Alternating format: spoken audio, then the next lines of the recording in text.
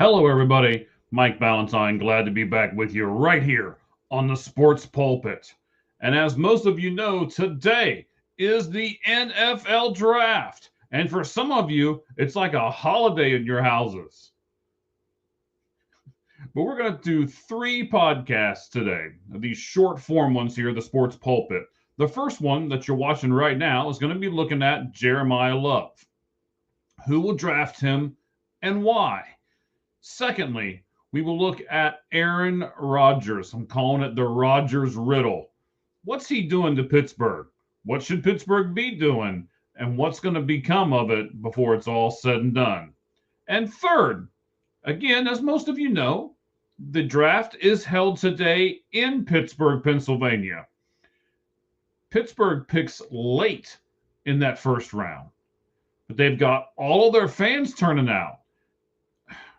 Does Pittsburgh need to make a splash to get all those fans excited? And if they do, what should they do? We'll talk about all of those things today on the Sports Pulpit, just in 3 different broadcasts. But please, like, subscribe, and make that bell ring so you never miss a video from All Gloves Off Sports Media. Whether it's the Red Hot Reds, Football with Cheese, the Lights Out Sports Podcast, or Minor League Monday. Plus, we've got 2 new podcasts that we'll be adding to All Gloves Off Sports Media before the end of the month. So I say to you, is it a great day to be a subscriber to All Gloves Off Sports Media, or what?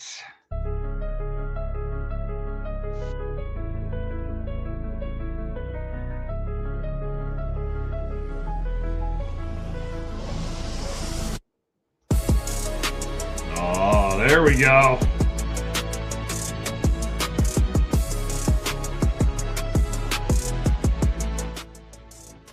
All right, guys, let's jump into this. Let's do the Jeremiyah Love first. I did a ton of research for our second annual Lights Out Mock Draft Special, which if you haven't seen it, we recorded it on Sunday. It's available right here on our YouTube channel. Fantastic showing. You got Cheese, you got Wayne, you got Med, and you got Clint all with us. They're all choosing football players, and I'm just the guy behind the scenes hosting everything. It aired live on Sunday. If you haven't had a chance to see it, it's great. I promise you, you won't be disappointed. But as I was doing all the research for everything, I kept kind of gravitating more and more as I did that research to one guy, Jeremiyah Love, the Notre Dame running back. He's a great talent. He runs well, he catches well, and he has some intangibles that we'll talk about at the end. But what team will pull the trigger on an upper echelon talent in a devalued position? The Raiders? No. They just got Aston Gentry last year. Now it's time for them to get their quarterback. How about the Jets at number 2? They franchise tagged Bryce Hall, so no. The Arizona Cardinals at 3?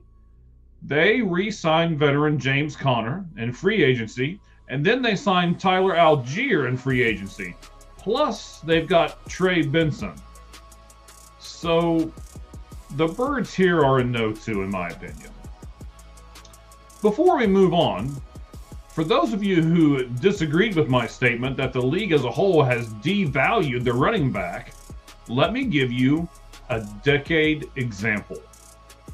In the last decade, only 5 running backs have been drafted in the top 10.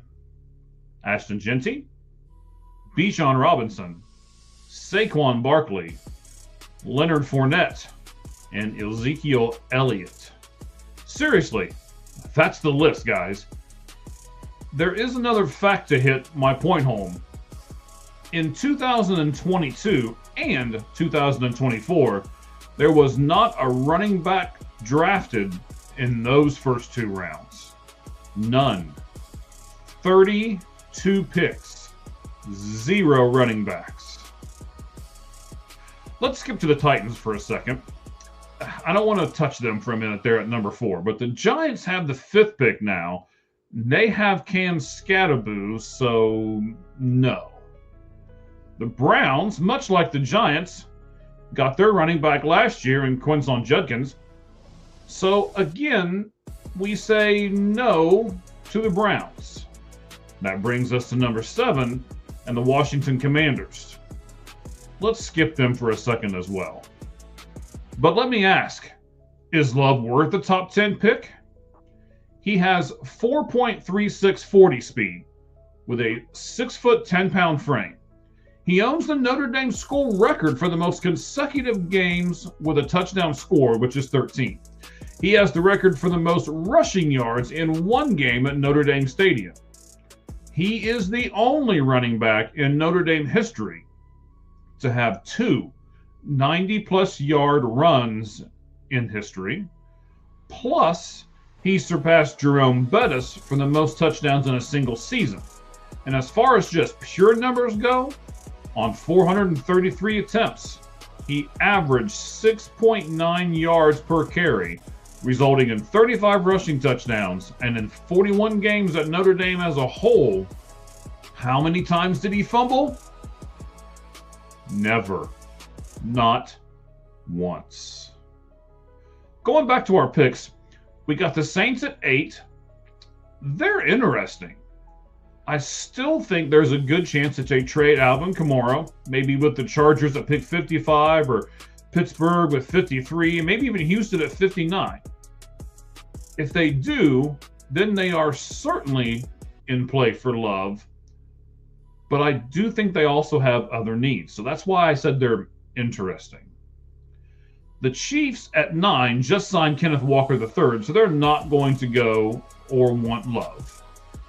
You did have the Bengals here, which I thought was extremely interesting, but of course they traded for Dexter Lawrence, so now the Giants have that pick.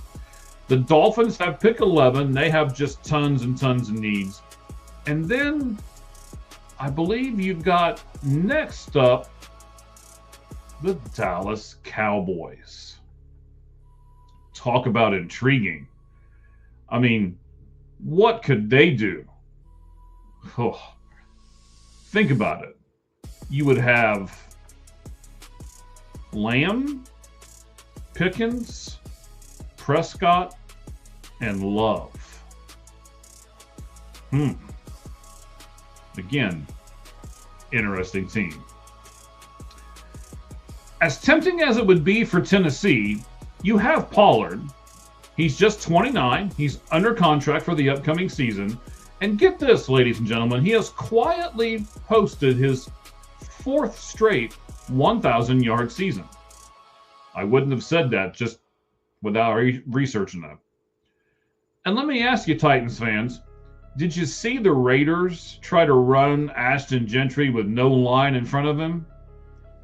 I know you're not going to like to hear this, but Titans fans, you guys don't have a line either. But this draft could help you build one. So I say, resist the temptation and get some linemen. Washington, I know you need another dynamic offensive playmaker to help Jaden Daniels. You could choose Carnell Tate, or maybe Love, or the tight end from Oregon possibly too. There's pluses and minuses to all of them. So that's why I called you guys intriguing and interesting. Would they go after Jeremiyah Love? Most teams like to do a two-headed monster now at running back, and the days of the cowbell running back are just gone. So it would be tempting again for the Saints to add Love to Travis Etienne, but the problem is they're basically the same running back. I think they need to wait a few rounds, and let me give you this name. They need to go get Penn State's Nicholas Singleton, a big back, to go with Travis Etienne. Then there are the Cowboys. Cowboys fans, would you like to see Love with a star? Would you like to have him coming out of the backfield, even though you need tons of defensive help? And we all know you do. Stop acting like you don't. I don't know. So what do you think? Saints Commanders, Titans, or maybe he falls all the way to Dallas? Please comment below, and I will personally read and react to each one of those comments. And don't forget to vote for the poll question that we'll have up on our X at AllGlovesOffSM with the same information. Share this video to anyone would like sports just like you and I love sports. And lastly, remember what the great Ernie Banks said. The only way to prove you're a good sport